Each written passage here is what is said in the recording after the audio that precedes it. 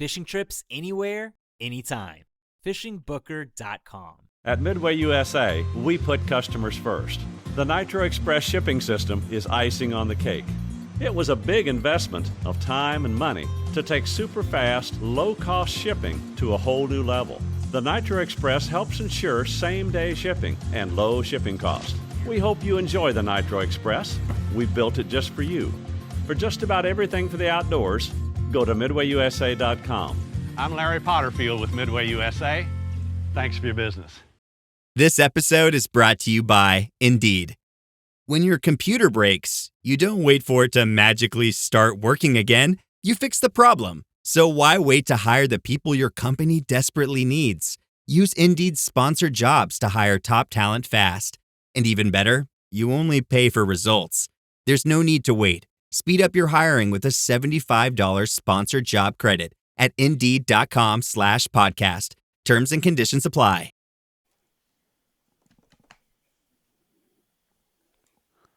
All right, guys. Welcome back to the Outdoor Drive podcast. Yet another week here on the Outdoor Drive. We made it through the 300. We're super excited. Thank you for everybody who jumped on, joined with us, got on the podcast. We love you all, supported us, congratulated us. We wouldn't have made it if it wasn't for you guys. So we really appreciate it. If you guys haven't listened to it, make sure to go back and listen to that.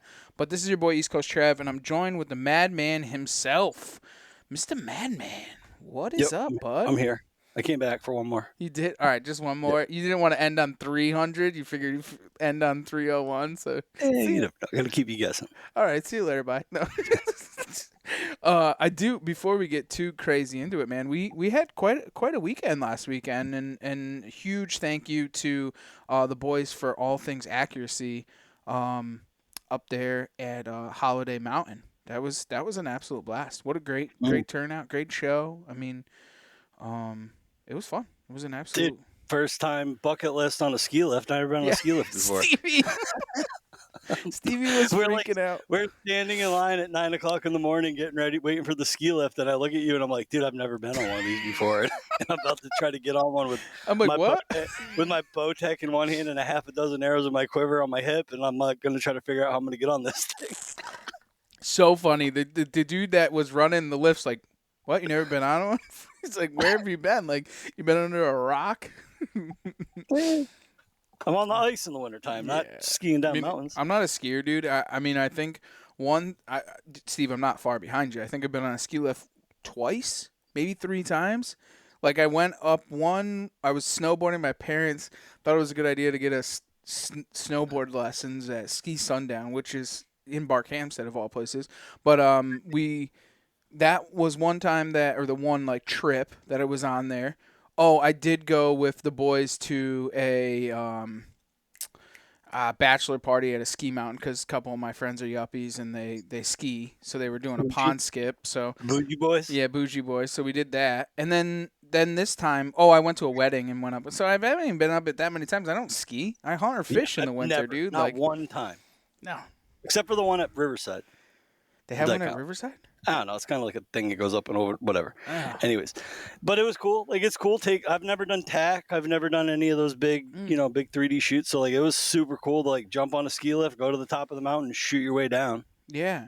We had a lot of fun. We talked to some great dudes throughout the course. The guys that were behind us that invited us up to hit up the drift boat, that was super cool. Come to find out with it, we're staying on one of the best pristine rivers in the area.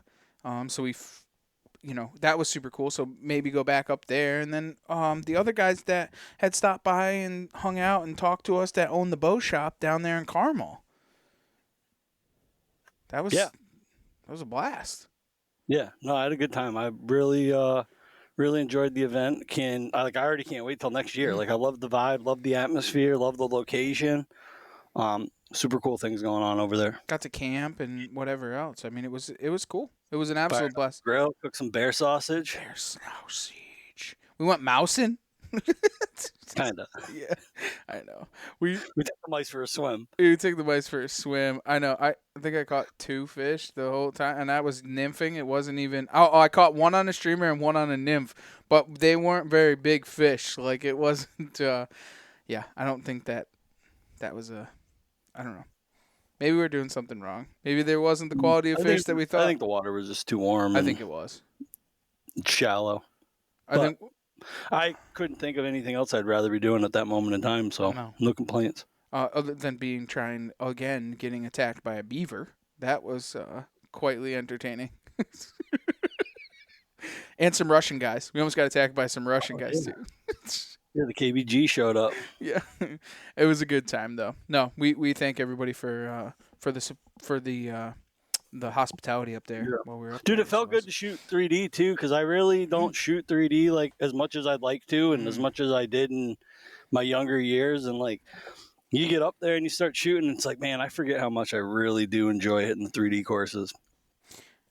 It's an addicting thing, right? Like, you go and you do it, and you're like, oh, man, I missed this. I need to do more of it. So then you do more of it, and it's kind of like fly fishing. You go and you do it, and then you're more addicted to it, and then you got to do it more, and it's just a downhill thing there. Yeah, so. But couldn't be more happy with how the Bowtech was shooting. Like, I was I wouldn't say I was nervous, but not ever doing a ski mountain type tack shoot, right? Like, I don't know what to expect. You got a lot more elevation changes and up and downs and crossed hills and distances and stuff like that. But I was like, hey, whatever, we're gonna send it. Like, let's go.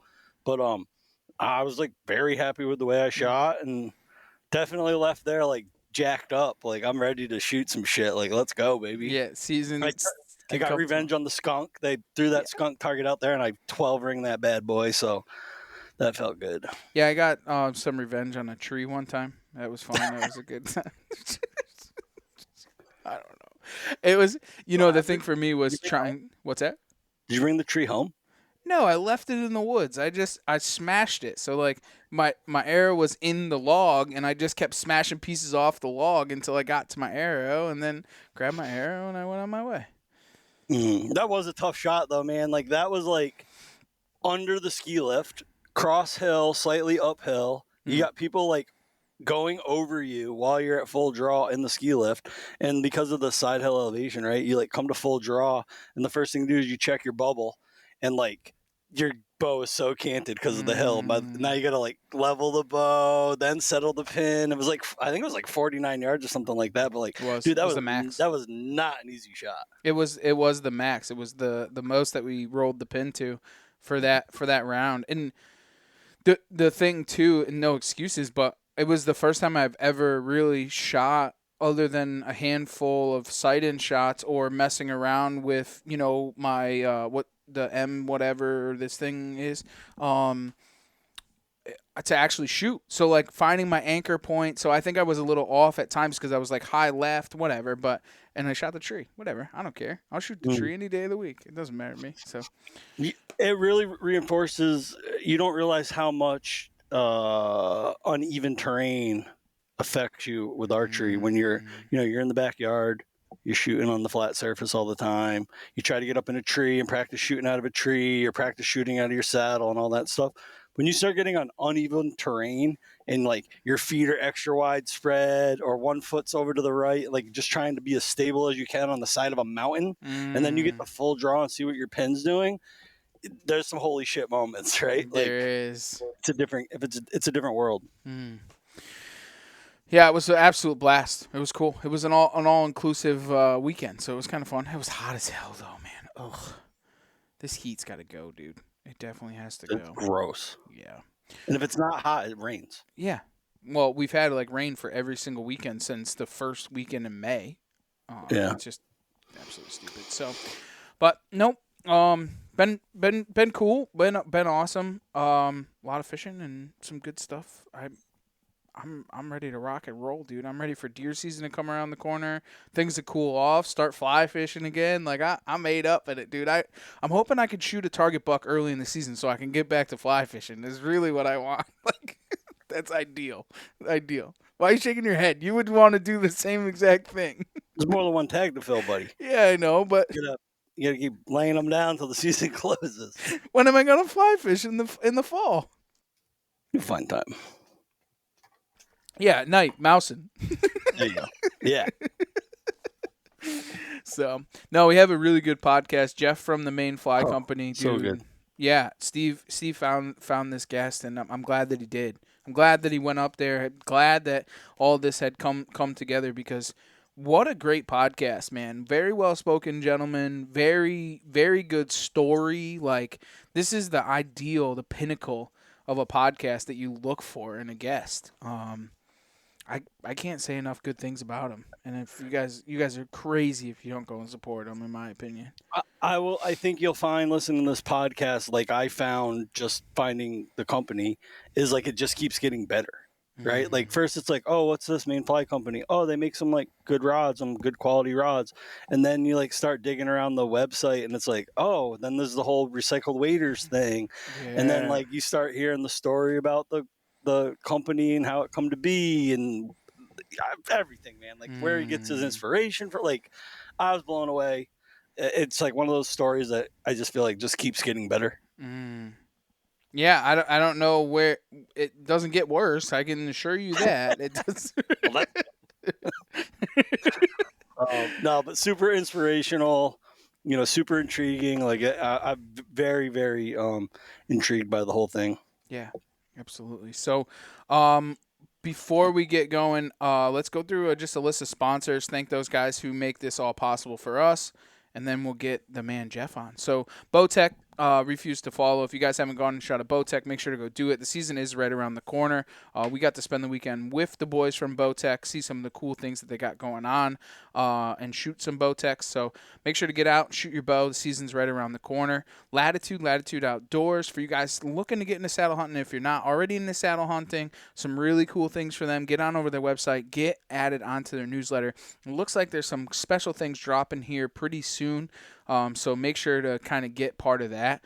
WCB, the Working Class Bow Hunter, the boys who have paved the way for the bow hunting community in the podcast realm. The boys Kurt, Eric, and Doug, and all the other family over there doing some really great things. If you guys are on their website and you guys want to buy some merch, they have some really cool merch with some great new stuff coming out. Use the promo code Outdoor Drive on that one.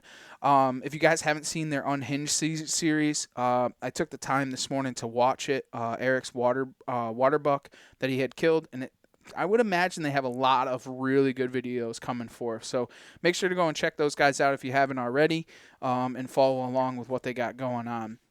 Huntworth gear, get more for less with Huntworth. They are the official camo of the Outdoor Drive podcast.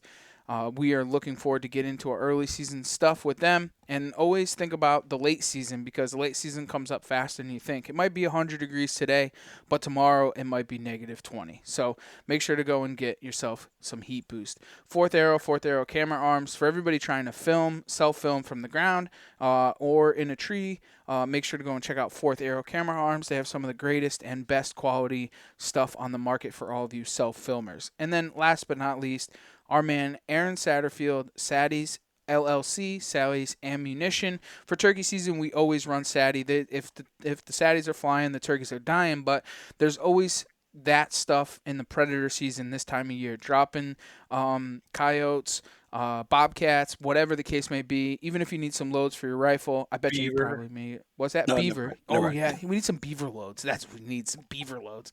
So go and check out my boy Aaron, saddiesllc.com. Those are the guys that make this all possible and get us outdoors. So go and support them. Check them out. There's always a link below. We thank them all. Stevie, let's get Jeff on the line and get this podcast underway, dude. It was a good podcast, and he's got some really cool things. It almost makes me want to get in the car and drive up to the shop right now. You should. Get a lobster roll while you're up there, too. I'll send you a pin for the lobster roll. I might get 4 lobster rolls while I'm up there, dude. Worth it. Yep. So, well, until next week, you guys tune on right in to our man Jeff from Maine, for Maine Fly Co, and make sure to go follow along and see what he's got going on. If you guys do have some wasted old waders, get a hold of Jeff, send them up to him, maybe get something made out of old Grandpappy's waders, and get that memorabilia. So until next week, thanks for taking the ride. Appreciate y'all. Steve.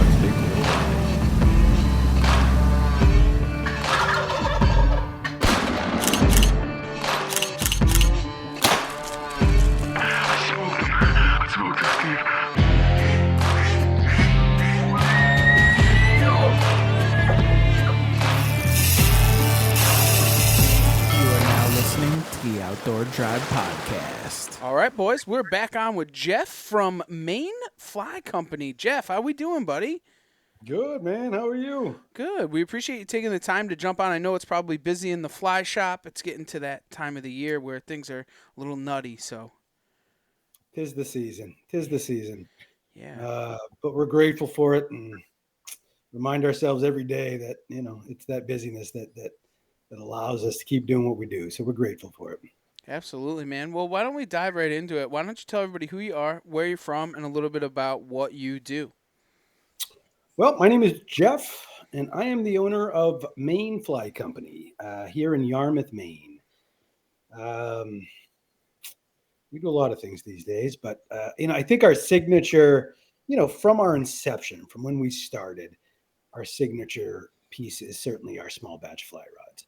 I'm originally from a little town just north of here in Lewiston, Maine, which obviously got its name on the map for not the greatest reasons in recent years, and was a transplant into Portland here in Maine for about 15 years, and always had a love of Yarmouth. It's just a couple exits north. It's right on the coast. It's, you're minutes from kind of anywhere, but get to live that kind of smaller town vibe, being just 10 minutes from the city. So it's just the perfect mix for where we're at now, and for my time with Maine Fly Company for sure. So how did Maine Fly Company come to fruition? Like, where did it all start and begin for you? Maine Fly is a great company. I could just never really duplicate. It was one in which I think I was even quoted earlier saying I didn't care if this thing became a business or if it remained a hobby. It was what it was really providing me at the time, and I was healing. Maine Fly was the product of my dad's untimely passing. And at the time of that passing, I had twin boys that were 2 months away from being born. I was at the tail end of a marriage that was just filled with misery. I was a corporate guy, short-haired, suited up every day, singing for my supper in an environment that I just couldn't stand. And it took my dad's passing to cause me a little bit of reflection and say, wow, is this how I want these boys to remember me in 20, 30, 40 years from now? He died unfulfilled and really not really stoked about what his legacy was. Is that what I want? And so I took about 3 weeks off from the job I had at the time, sat outside, built this mini barn after returning from Chicago, where my dad had passed, to recover his goods and sort out his affairs, and returned back to Maine with a front seat full of fly fishing gear and a trunk full of tools and nails and power nailers and all these things. And so part of, a little bit of authenticity and closure and reflection, I decided to take a few weeks, build this barn with his tools, not work, sit outside, and just mourn. And just see what happens. In the course of those few weeks, I had bucks walking up to me, eagles landing on the top of my house. This van went by one day. All it said on the side of it was Davis. And I'm like, that none of this is making any sense. I'm not telling you I had an awakening. I'm not telling you I didn't. I'm telling you something changed my life in those 3 weeks. And it became really obvious at that point that the life I was living was a lie and it needed to change. Or I was going to end up repeating that same legacy. And as a father of 3, that didn't sit well on me. And so, really at that time, I didn't really understand it was going to be fly fishing. I just knew it wasn't going to be corporate America anymore. And I had a big hoard of fly gear. My brother-in-law at the time was an angler, and my father-in-law was a prior guide here in Maine. And so with that, we went through Dad's flies, and they're trying to explain what was what and what belonged to who. And so I started casting. Next thing you know, I'm in a river. Next thing you know, I'm on the dead river, floating down the river with my waders full, nearly drowning, which was the inspiration behind one of our first rods. The new guy, all the new gear on, fancy, 2 seconds later, floating and drowning in the river. That's how the journey began for me. And it wasn't much longer after that I'm, we're sitting riverside, beer in hand. I'm looking at one of these fish sticks I've got, and I'm like, shouldn't all these wraps like be the same size? And why are they all uneven? And I couldn't quite grasp fly fishing, the art, what I had learned to date of it. And yet I was holding on to this mass-produced rod that really didn't have a lot of beauty to it. It was black on black, a lot of the same traditional stuff you're seeing on the market, which no shame in that. Just wasn't my cup of tea. And so the question came, can I make one of these? And could I do it better? Maybe not better, but cleaner, maybe a little more my style. Went online, bought a starter kit, pulled up a YouTube video, bought a book on Amazon, perched it all up on my desk downstairs, and away I went. And people do that with flies and all kinds of crap. I did it with a fly rod, and it probably took me 2 nights to nail the wrap, and then probably another 3-4 days to nail all 9 of the wraps, blend ferrules and everything else. So probably 12, 13 wraps.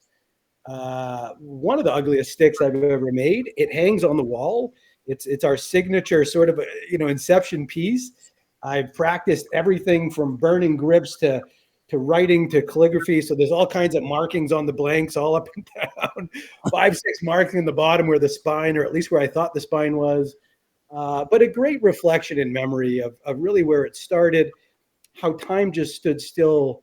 And I would get done working on that rod and have much physical symptoms, reaction that most of us have coming off the river. My heart rate was slow, my mind was still, and I felt at peace. And so I said, let's build 2 or 3 more of these and see how that goes.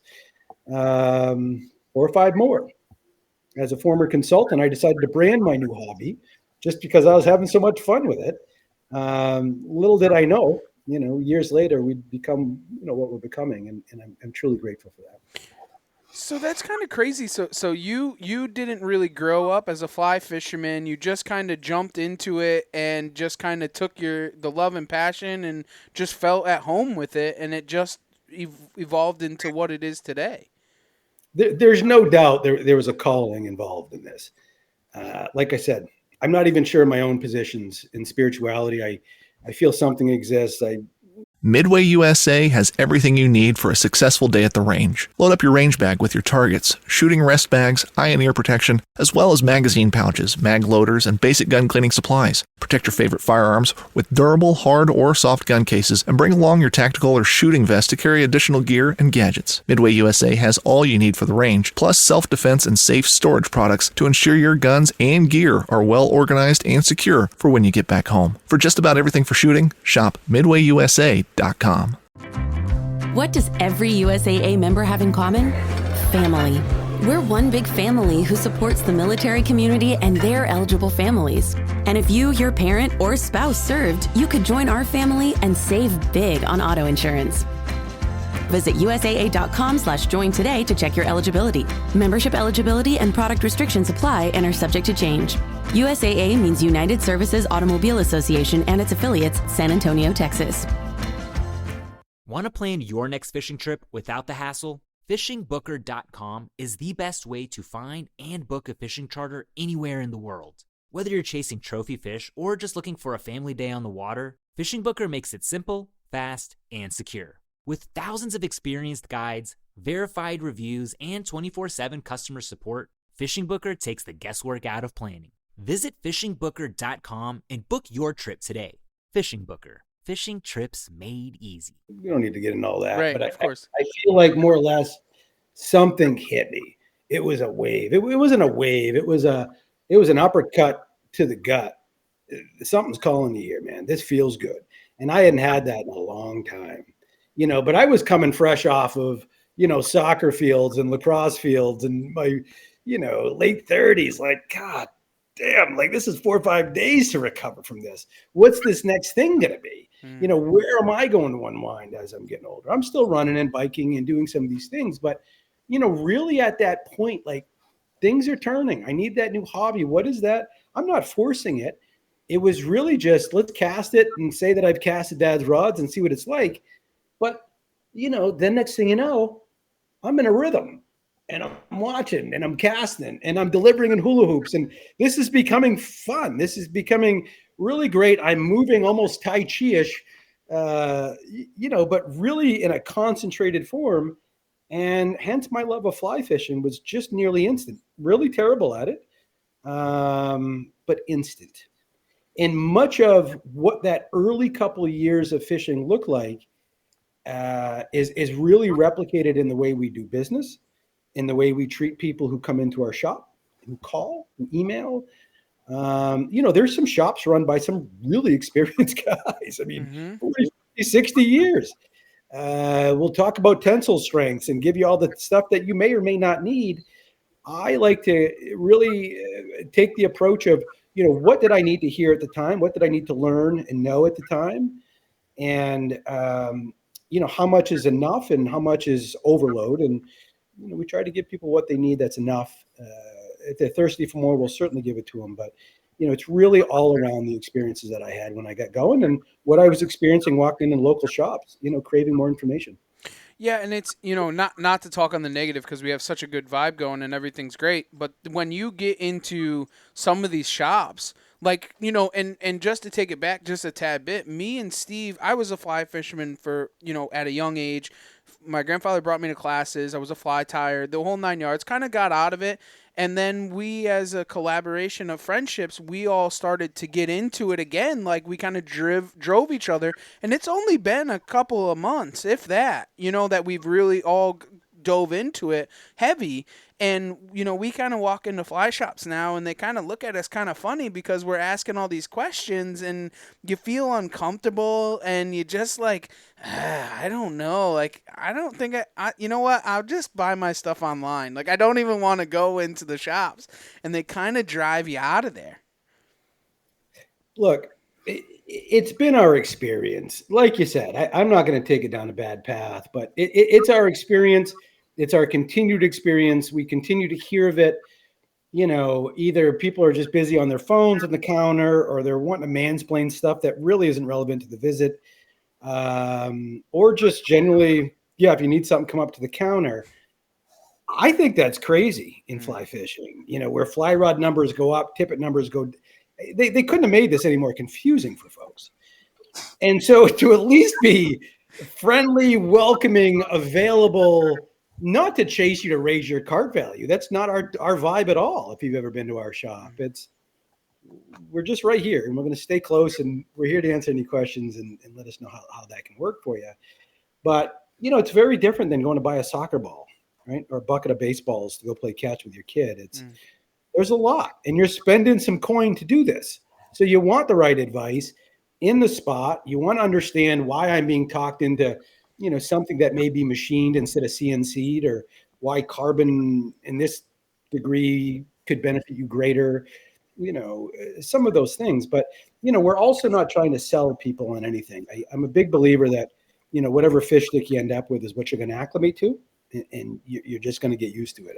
Like a new pan or anything else here, what's the heat point on this thing? Where is it going to be optimal? New grill. Where's the hot spot? A rod's the same freaking way, in my opinion, with a few minimal exceptions. And so, we don't want to give people more than they need, but we want to be present. We don't want to be mansplaining this to anybody. We try to really create a very approachable shop that you can just come in, ask some great questions and not feel silly for any of those questions. And it's a lot to grasp in when you first jump into the world. If you don't know much about it, it's like, okay, what do I want? A 4-weight, a 3-weight, a 5-weight? You want 9 foot, 10 foot, like 6 foot, 4 foot? I don't know. Never even touched a rod. Like it's a lot to grasp and take in. What tippet? How long's the leader? Then we get into flies and this time is that time, and like that's a whole different world. Like it's nuts. It's crazy. And if you've really been shopping, you've already been mansplained 5 times by the time you get to me. So you're pretty convinced you need a 6-weight or a 4-weight, but might be a 7.63 weight. But what's my opinion? I'm like, hold on. Let's forget everything you've already learned. Where are you going? Where do you live? And what are your hopes and dreams with this thing? And you know what I mean? Let's keep this really simple. I hate to go vanilla, but if your dream is to hit the mag at some point, but you got something small by your house, you're fishing stockies 99% of the time, you're going past peak season into some of the fronts and backs, look, it's no mystery. The 9.5 is a staple go-to. Let's get kicked off. You come back for your second, that gets a little more fun. right? Let's talk either small stream, ocean if you live on the coast, or maybe something 10-footer, if you're really picking on the Euro vibe, or you've just really learned that 80% is going to be below the surface. It depends where you're at and what you believe and who you're fishing with. But there's not a one size fits all. And I think it's important to be welcoming and in a place where, people feel really comfortable asking questions, because it is a complicated and expensive initial purchase to get in the game. So my question would be, like, with all the small batches and all the limiteds, why don't you talk a little bit about that and some of the things that you guys do offer with those custom and limited rods? Yeah. So much of what we do in Maine Fly's inspiration was not only, family and all these things, but it was really bucking mass production in corporate America. I mean, no offense. There's some great corporate jobs, and there's people who love their corporate jobs, and I love you for that. It's not for me. And I think as you get into mass production, and we've got to make 1,000, and we don't have to do anything. As creatives and getting into this for the reasons we got into it for, it wasn't to world domination and to put up the new X4 4000 black on black rod. We constantly are seeking new inspiration and creativity. It's a chef who has to make a New York strip every night for 4 years. Like, where's the specials? Where's the new ingredients? Where's the seasonality? And we're very much into all of those things. Every season we have limited editions we put out that are maybe unique to the season or unique to the holiday, or like the new Cast and Blast that comes out in August. It's a tribute to the Cast and Blast tradition. It comes out for 3 months a year, only available in the fall. It's a hunter orange rod, shotgun shell end cap, grouse wraps. It's a 9.6. It's this hybrid 9-footer to 10-foot rod. It's the coolest thing. And it's got 90 days. And then people will write me November 1st, can I get a Cast and Blast? Yeah. In August of next year, they're gone. It is what it is. And so, with that, the builders get sick of, the khaki on green, building our Kennebecks and these different things. And at the time, we're playing with blanks from all around the world, right? So some are great, some are sucking, some we're really excited about, and they turn out and they're crap, and we scrap them, and 10 grand later, we're starting over. And so the idea of that is that we're constantly creating, we're constantly finding new inspirations in the waters here in Maine, because all of the rods are themed after one of our adventures on one of the waterways. And so we've got about 5,000 waterways here in Maine, more coastline and bays and harbors than anybody in the country. So we're no sooner at a loss of inspiration. And the idea of small batch, I think, keeps a really creative menu.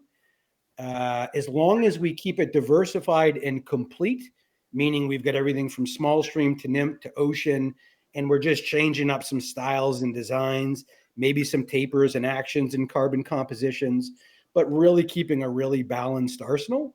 I like to think of it more as, your local restaurant with the one page versus, your Applebee's where you're 4 or 5 pages and there's just more that you can handle. And we like to keep to that one page menu with our rods. As long as we've got that meat, seafood, veggie recipe, on there, we've got everything covered for all appetites. Then we can just be really creative from there. But the idea, because we build all the rods in the shop, is you can also come in and say, hey, I'm in love with that West Branch you expired back in 2020. You got any of those parts left? And I'm like, yeah. Can you build one? We can certainly build one for you. That's a custom rod, and we'll build one for you all day long.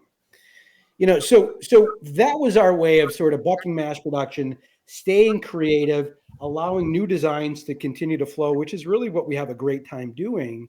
And then a few years back, I started our custom program.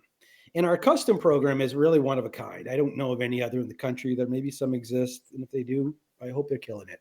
But it's kind of like the Chipotle experience, I guess, of fly rods. I want that blank, those guides, that grip, that seat. I want my name on it with those wraps. And can you throw on one of those agate guides? Done. We'll see you in 4 or 5 weeks. We'll do it your way. And that way, anglers really have an opportunity to express themselves, be a rod builder for a day, and for about the same cost as any of our rods, about the $500 range, you can get exactly what you want with your name on it, and ultimately have a little heirloom piece that you'll pass down, through the family. And again, for pretty small money. So, it's a model that we're not copying anybody. In fact, I don't even know what our competition is doing. We don't even really follow it. We really stay in our lane. We're constantly, making some new things, working on our own improvements, new designs, and really trying to stay ahead with some pretty cutting edge stuff. So we're working on it, but more or less our model. I think as a fisherman, like one of the things you always want is your own custom rod. Like, that's like the pinnacle of a fisherman, like a custom rod, a one of a kind. Like even as a kid, you're just like, I want a custom built X, Y, and Z. Like that's what I want. So I think something like that where they can come in and step into the shop and just say, hey, Jeff, hey, I would like a blue wrap. You don't make one with a blue wrap. That would be cool if I can have that. All right, good. Perfect. So it's kind of cool. We get tribute rods all the time. Guys want to theme them to their alma mater or their retirement. Or a couple of years ago, the guy's dad had a old apple tree that had fallen down in a storm, and they were devastated. It had been there for generations. So they sent us a chunk of the tree itself, lathed it into a reel seat spacer, and threw it on a rod for somebody. Guy's got an heirloom rod now that's got part of the family's tree in it. And so we've done a million versions of that in the years. And so sometimes it is that. It's as simple as I want blue. So past. It's a tribute. Somebody's retiring. There's a lot of we've always got a good handful of really inspirational or inspired rod designs. And those were fun for us because, the reactions of people picking up with tears and joy and telling their stories, it's nice for us because we're storytellers ourselves. So we enjoy this. So I have a question going back to the whole corporate America thing, and that you've kind of stayed away from it, as far as like you decided to change your life.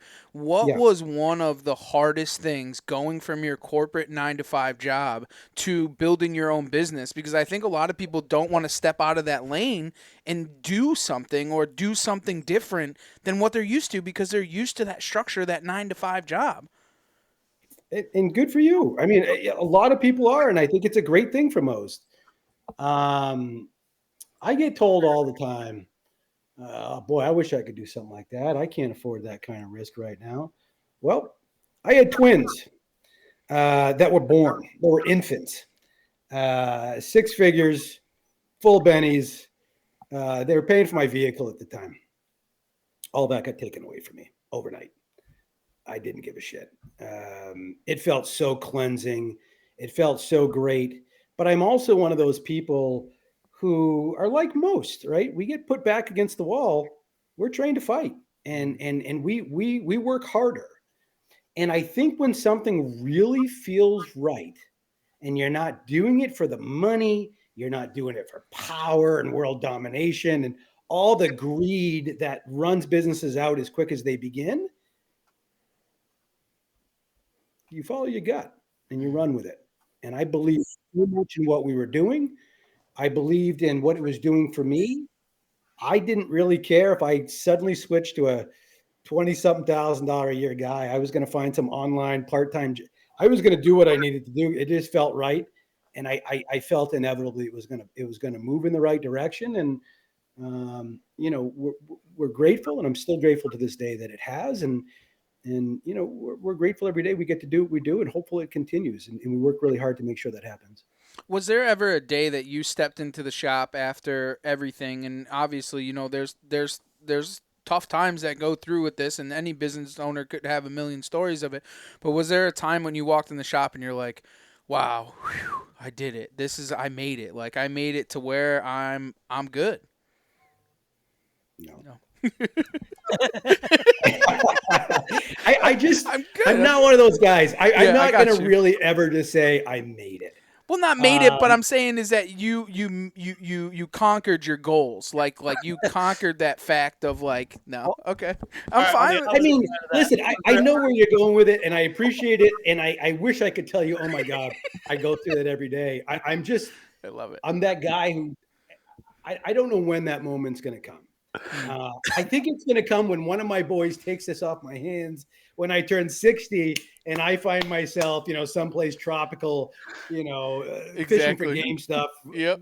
With your own custom custom made retirement rods with flies that I tied, totally with the money from the business. Yeah, that's the number. But in the meantime, it's like not really. When I first got the shop, I slept in it for about a week and a half. I threw a mattress on the floor, opened up all the windows because the river's right outside, and listened to the river and slept. And I heard the mill was haunted, and there was some old stories. And I said, well, let's dive in and see what the next 5 years has in store. And I actually really enjoyed it. We had a great party in the shop maybe a couple months later, and it packed the place and really christened it right. And it's been a really special place. It's if you ask me or any of the staff, they'll tell you it really feels like a second home, and it's just the way we've seen it. So opposite to Trev's question, I think the biggest problem people have with doing what you did, leaving the comfort, having a corporate job with benefits and guaranteed money, that's very comforting. So to walk away from that, like, that's a big risk.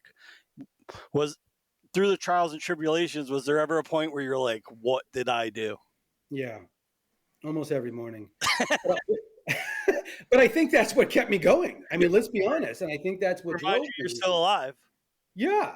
But, you reach a certain point where you really begin to ask yourself, what's my price? Midway USA brand product designers have one straightforward goal: develop high-quality, technically sound products and deliver them to customers at reasonable prices. If you are immersed in the shooting sports industry and pay close attention to every single detail, you know our products are built right and stand up to everyday use. Who has shooting mats and range bag systems to hunting clothing and just about everything for the outdoors? Log on and shop 24/7 with super fast shipping. MidwayUSA.com. Hunting is not easy. It never has been. It takes dedication, motivation, a lot of patience, and quality gear. If you manage a food plot, put up stands, or need just one more game camera, we can help at MidwayUSA.com. We opened our doors in 1977 and continue to put customers first by offering super fast, same-day shipping. For just about everything for the outdoors, go to MidwayUSA.com. Want to plan your next fishing trip without the hassle? FishingBooker.com is the best way to find and book a fishing charter anywhere in the world. Whether you're chasing trophy fish or just looking for a family day on the water, Fishing Booker makes it simple, fast, and secure. With thousands of experienced guides, verified reviews, and 24/7 customer support, Fishing Booker takes the guesswork out of planning. Visit FishingBooker.com and book your trip today. Fishing Booker. Fishing trips made easy. Right. $100,000 buys me? And until what point? Until I'm on the porch and I'm retired and now I've got some cash, but I'm regretting how I lived my last 50 years? To what point does your job own you? Right. And that's this part I really got struggling to. I've got to ask permission to leave early to go coach my children. I've got to ask permission to take an extra vacation. God forbid I have an opportunity. And I've got to go sing for you to take my kids some. I think it sucks. And it's just not for me. And that's okay. I don't want this to be about my feelings of big business, but there's some of them that are probably really great. It just was never my experience. Right. There was some really great people that I'd worked for and some really cool opportunities, and I had some really great experiences. You just reach that certain point in life, and you're just like, look, I got 20 good years left. What am I doing with this? And I just chose to take a different direction, take a chance. And, but I was also a business consultant for 10 years prior and was business development guy for 15 years before that. So I wasn't coming in totally naive and green, but I was joining a brand new industry and a business I knew nothing to be in, and in a rod that I was probably on my 30th by the time I started the company. Right. So, call it a 7-year education, but that's what we're on currently. And, every year we're better. I wasn't really concerned so much about the business and its infrastructure. It was how are we going to operate, and the product we were putting out that was representing a state that I love and a heritage that I love and a father who I miss and sons that I want to inspire. And, there's a lot to this, and it's all here and it's not here. And I kind of feel like that's why we've gotten to where we have. No, and I just wanted to hit home the fact that of what it was, and that it's not a big box store, it's not a big business, it's that hometown feel, like everybody is involved, and it's your own blood, sweat, and tears that is put into this. You're not buying something and remarketing or rebranding it or whatever. It comes from your hard working hands from day one. Is the point I wanted to hit home. Which you did. And I'm sorry I didn't have something for both. But I was just like, every day I woke up, oh shit, what did I just do? Yeah. I better get up and get to work. Yeah. So any day you're laying in bed at 5 saying, oh God, I get up soon. That changes when it's all on the line. There is no sleep time. You don't go to bed. You don't. No, I got a friend now who's starting a business, and she's like, oh, it's 6, I'm going home. And I said, to do your admin, I assume? No, I'm taking a break. Well, lucky you. Because for me, the building got done around 5 or 6. I came up, took care of the kids, got the kids to bed, grabbed the laptop, did admin till midnight, went back downstairs, put any final coatings on to let them spin through the night so they'd be ready for the morning. Because by morning, that room would be below 60, which the epoxy doesn't do well on. It was very regimented. It was 15, 16, 18 hours. Depends what the day needed. Mm-hmm. But sleep was a commodity. I already had twin babies at the time, so I kind of just had given it up. And, it's amazing what you can do when you get 2 kids and you're back against the wall and you just gave it all up. But if you want it, if it means something to you, you can do it. If I did it, you can sure as hell do it. So I want to talk about something else, because you just, not only the custom rods and the shop and all this, you decided to take on a 501c also, that to add to the mix. Let's just throw something else in there. So why don't you talk a little bit about that and what your mission is on it? Because Steve had brought this to my attention, and I kind of started to then do some research about it, and I'm blown away. Like, it's incredible. It's a thing. It's an issue. So I'll back up just a little bit. It was probably about 3 years ago. I was at the shop. We're in one of our early year there, and I was taking out the daily trash, and I take it and throw it in the dumpster outside, and there's 3 pairs of waders sitting in the dumpster. And I saw them and threw it out, but it took me days to kind of like, why the hell was there all those waders in there? What was wrong with them? And I went back to them, and they were gone. So I started looking up Gore-Tex, neoprene, started doing some market research, looking into this. Found a guy in the Pacific Northwest who had a little operation, one-man show. He's full-time employed, doing it on the side, maybe dealing with 50, 60 pairs a year. Called, had a conversation. At the time, I was intertwined with, some big national fly fishing nonprofits. We were doing some fundraisers. We were raising money. We were doing a lot of work to help people. I'm acting like I'm a $1 million company raising money for somebody else. Should have been raising money for myself. And, got done all these things. And next thing you know, we're writing big checks to these nonprofits. I'm not even getting a call, a thank you, a letter. I mean, it sort of really quickly became this really ungratifying work. And then the more I really thought about it, I said, why are we doing this? And well, you did it because you said so-and-so shop was doing it. And I said, so we're doing it to fit in. Well, I don't know if we're doing it to fit in, but we're doing it because it's the right thing. Why is it the right thing? Well, because everybody else does. Well, I mean, what do we need everybody else? What does that have to do with anything? And does that mean something to us? After a little bit of diving deeper, I mean, there are a million causes of nonprofits in the world that are wonderful. I think that a ton of them in our industry are really part of a club. Like, you've got to do it just to fit in. I don't like that, and I'm not doing it.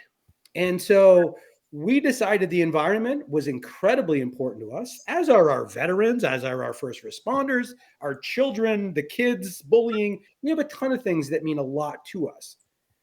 But in part of our rod building, the parts and supplies that we use, sustainability is a big part. In fact, it's one of our core values. And when we started doing river cleanups in our local area, it was like this novel concept. Like, people couldn't fathom, we can be called this river's conservation, but we're not actually out cleaning the river. So I'd ask them, like, what exactly do you do if you're this river's protector? And so it was a lot of bureaucracy, and people just wanted titles and affiliation. There wasn't a lot of work being done in my experience. I decided to start our own nonprofit because with that way, we have sort of control of how this thing operates to really solve a problem in our industry that nobody else is tackling, have a real solid environmental impact, inspire shops around the country to participate, and not create another club that people would fit into, but it really is a win-win for everybody involved. I mean, if you're an angler, you've got an old pair of waders with a hole in them, just don't throw them in the trash. Just give them out. All right, well, that cost me $8 to give them to you. Well, no problem. We're a nonprofit now. I'll send you your tax deduction sheet. You'll get that money back with your taxes. Well, I'm a fly shop. Well, why would I want to do it? Because they're bringing in the old waders that have holes in them, and now they need new ones, and they're in a fly shop. So it works for you. I mean, we're a local TU chapter in Colorado. Great. Show that you give a shit about the environment outside of the river, and have a drop spot every month for any members with old waders. And we can do the same thing for that nonprofit and take that in. It's a tax deduction, for everybody involved with that. And then they're partnering, or we can find local businesses to send, or we can send call tags for this stuff, depending on what they have. So it's really this great thing. 3 to 5 million pairs of waders by our own research are finding their ways into our landfills every year in the U.S. alone. Neoprene Gore-Tex is most properties made out of these waders. They're not meant to biodegrade. They're meant to withstand the elements. They're meant to keep you dry while a river's raging through your feet in any climate and temperature in the country. That's what they're meant for. So they sit in landfills for 100 years, sometimes longer. Some of that neoprene of those duck waders from the south, that stuff doesn't rot, man. We've got some pairs that they've been 50, 60 years. They look like they've just been bought. We're just getting some of the dust off the bottom of them. But it's a problem. And so they're doing it with Fly Line, and Fly Vines did a great job with all the old bracelets and stuff. We're just doing it with the waders, but trying to have a more global, international impact with this, inspiring chapters around the country, getting state organizations. New Jersey Fish and Game wants to get on board with us.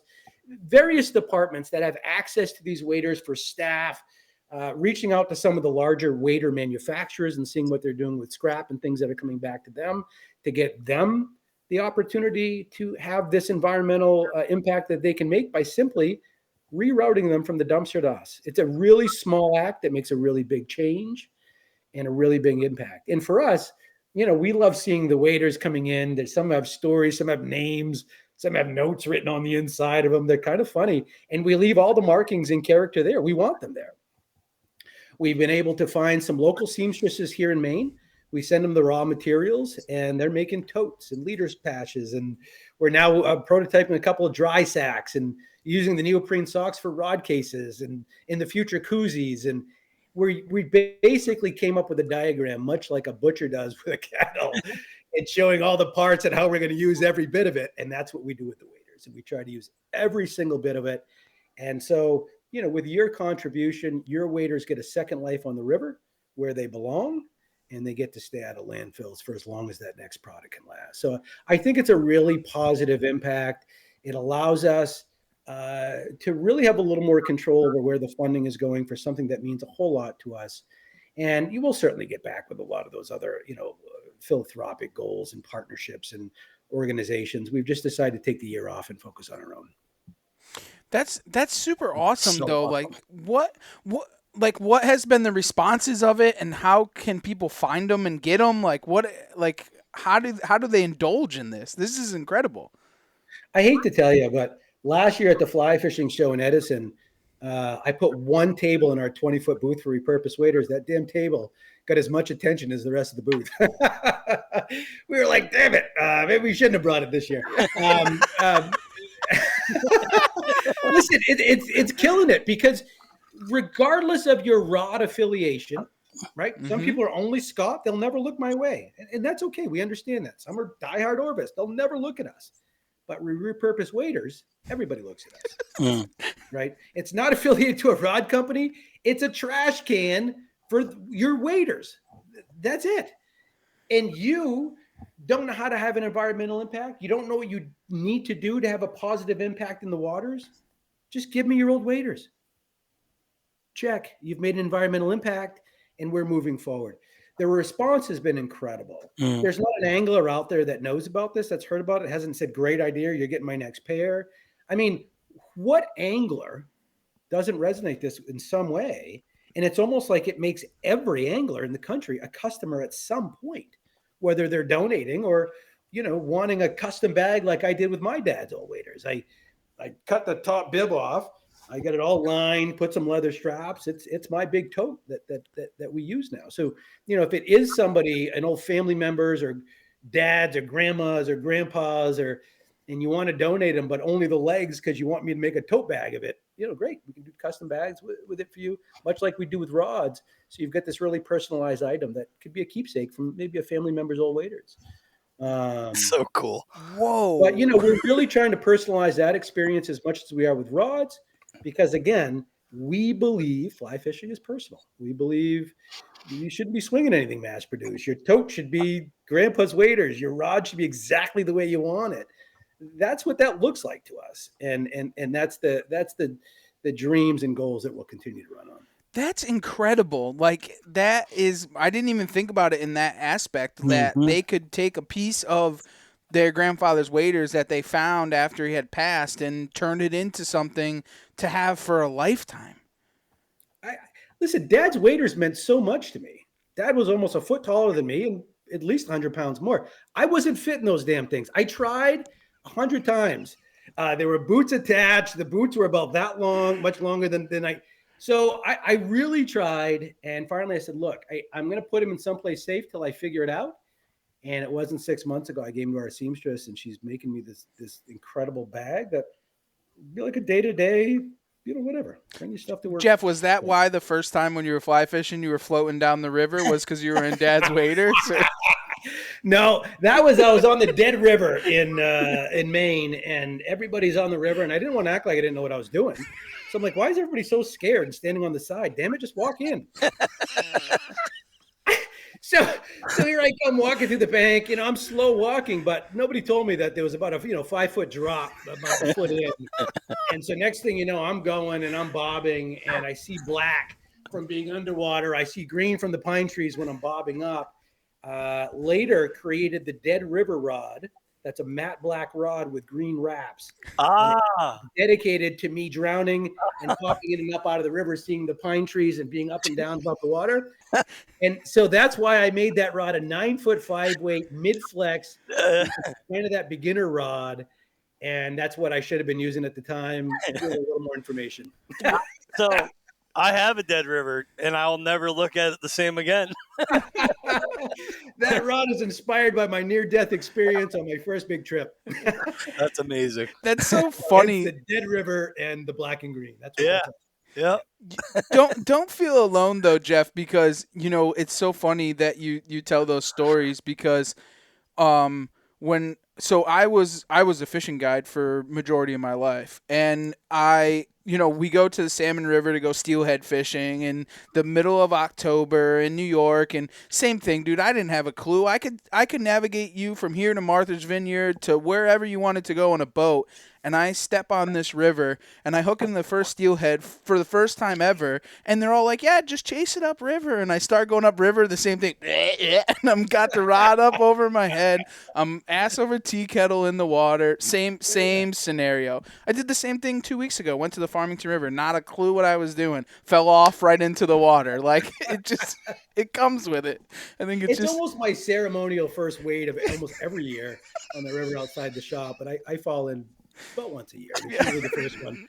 I forget that I don't have my river legs anymore, right? It's water's brisk, it's March, and I go down, and it doesn't take long. But yeah, not quite as dramatic as the first trip. But look, you can either let it scare you off or find inspiration and make a rod of it. Yeah, it looks so cool when a river runs through it, but when we do it, it's not nearly as cool.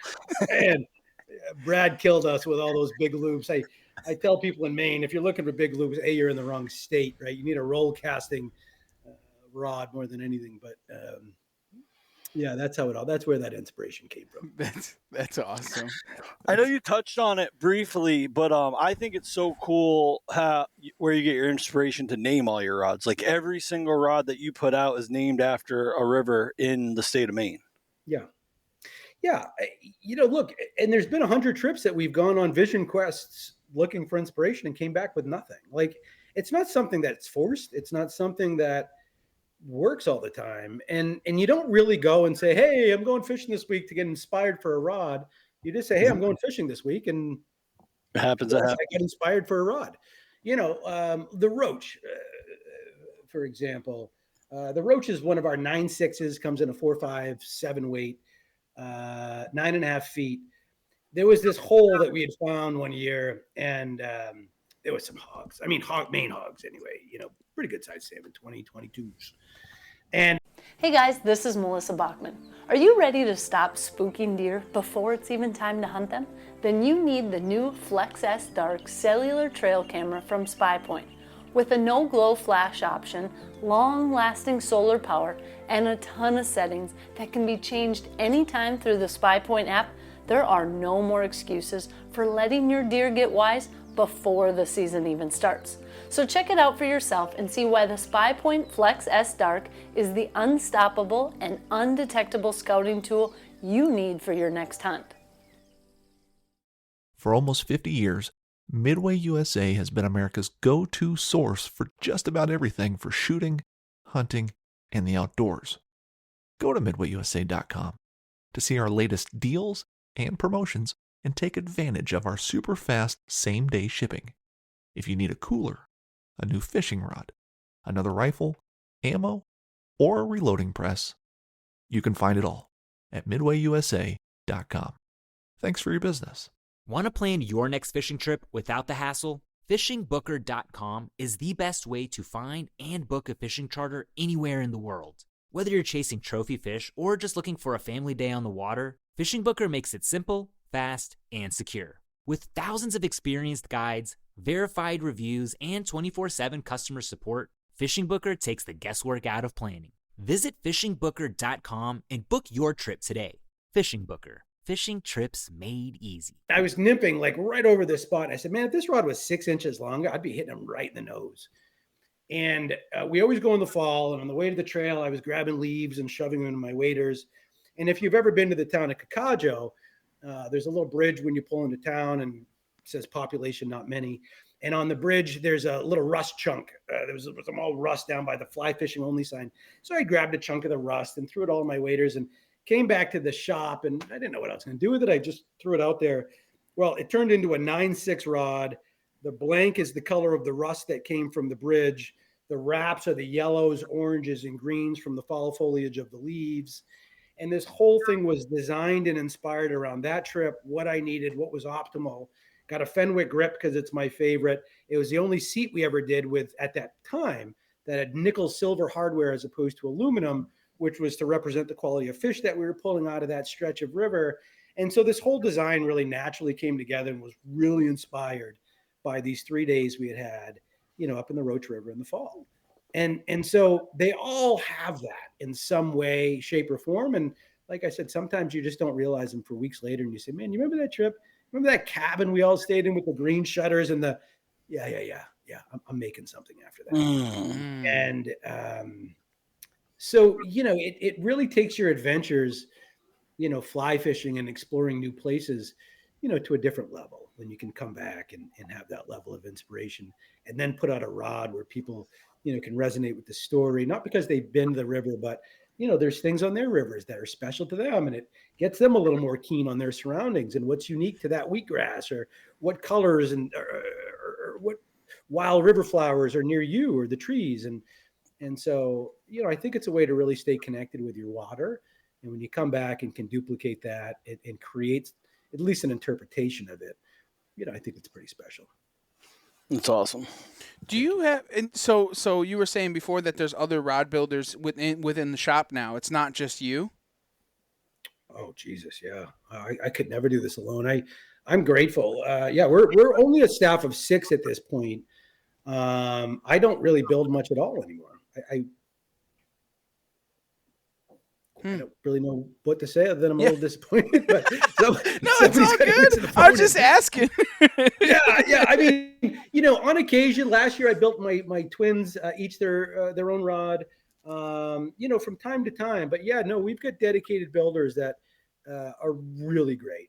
My new guy, not new, he's been there for years, but he's really raised the bar for our quality.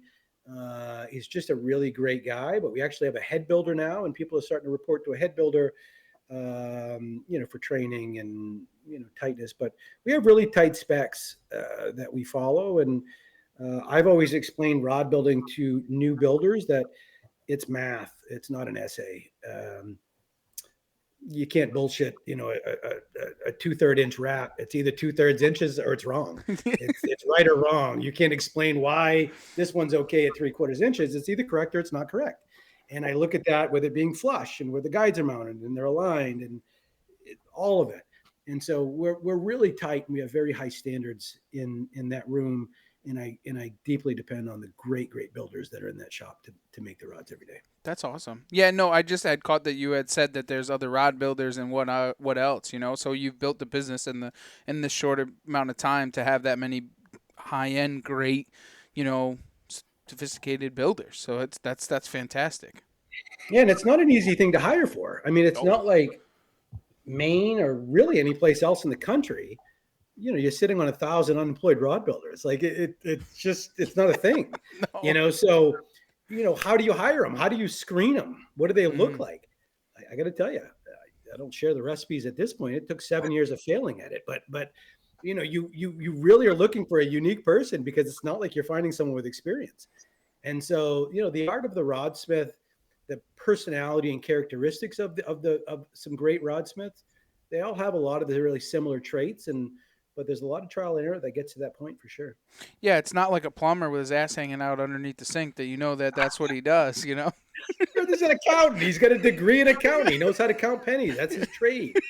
This doesn't exist. It's not a thing with this. So, and the thing with me is I don't hire like any other shop. People come into the shop and say, "Oh, I've worked at this shop, this shop, this shop, this shop, this shop. I've been a guide of 40 years." I say, "You're a real inspiration, but you're not working here."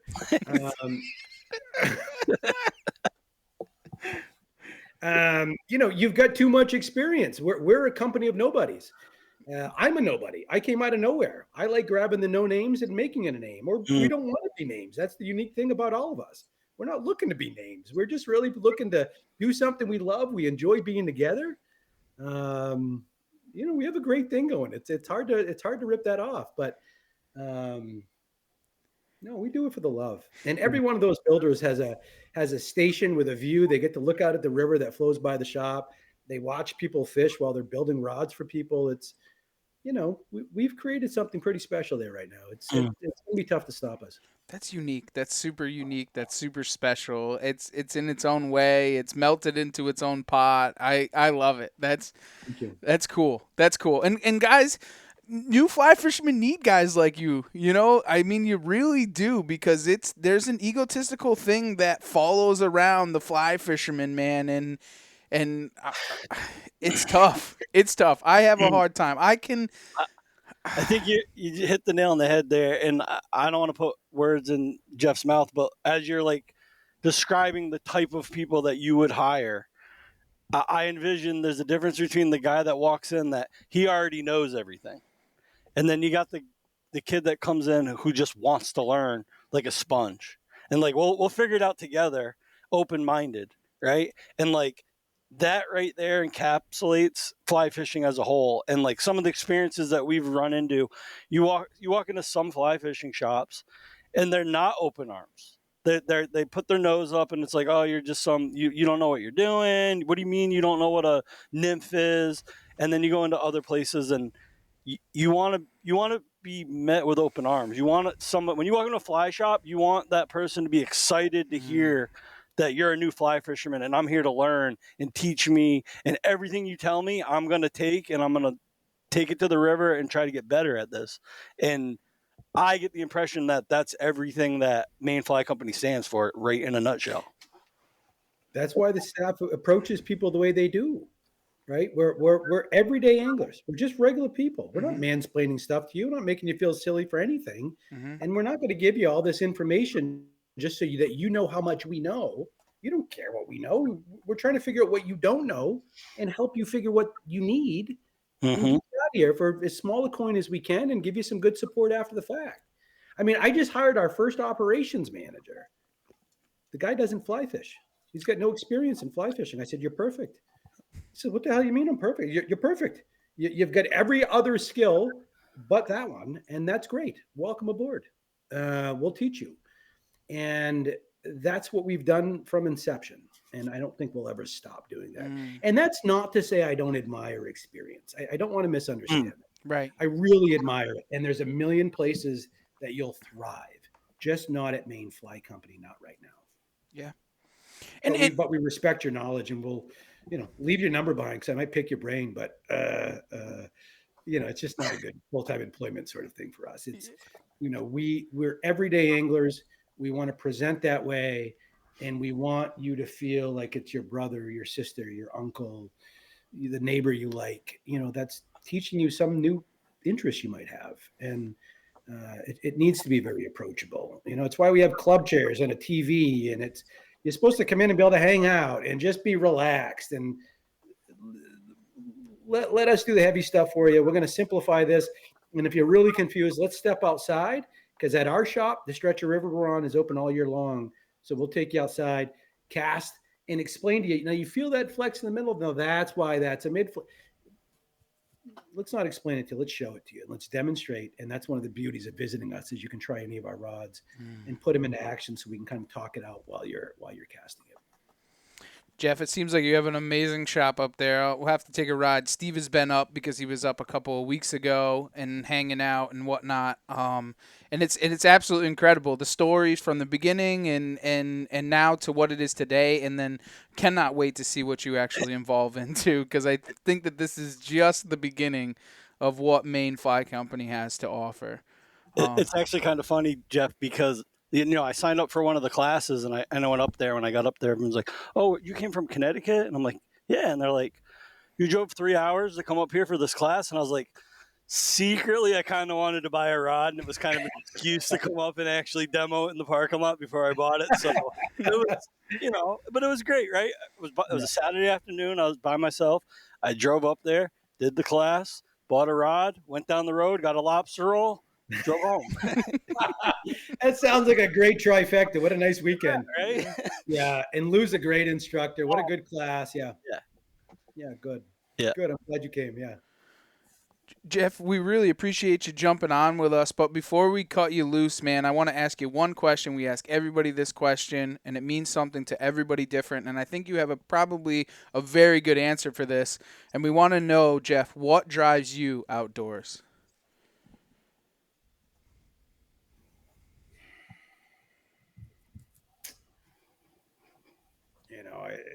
It's always been the inspiration of the pandemic. People still have some pretty hard memories and reflections. I think it was obviously some really hard things that came out of it, but the positives, I think, far outweigh. It really reconnected folks with the outdoors. It changed my life in its entirety. So the inspirations and the things we're getting from the outdoors, that's an after product. The idea of disconnecting to connect is so powerful and so lost with so many. And for those who do it, they all have great stories to tell as the result of it. And so, the driving factor, and more so as we move forward, is, where can I go disconnect, lose all sight of reception and people, and connect? And when I do that, my mind is still, my heart is slow, I'm calm, and I'm really living my best life. I knew you had a good answer in you, Jeff. I knew it was there. We do appreciate it, and I love the answer. Can you just let everybody know where to find you, where they can check out the Maine Fly Company, and kind of follow along with what you got going on? Yeah, we'd be honored for you to follow along. We've, of course, got our website at maineflyco.com. We're on both Instagram, Facebook, and YouTube at Maine Fly Company. We have a small, our headquarters in Yarmouth, Maine, and some retailers through the state. We have a retailer now down in Costa Rica, so you can actually look to see where some of our retailers are. And you can always give us a call in the shop anytime. We always love talking fly rods with you, which is really simply 1-877-ME Fly Co, Maine Fly Co. You can call us there. That's awesome. Jeff, we really appreciate you taking the time. I know you got a busy schedule and a lot of things going on, but to hang out with us for 1 hour, it wasn't all that bad. So we do appreciate you. It was awesome. Thank you, guys. Absolutely, Jeff. And for everybody tuning in and listening, make sure to go check out Jeff at the Maine Fly Co. And for everybody else, thanks for taking the ride right here on the Outdoor Drive.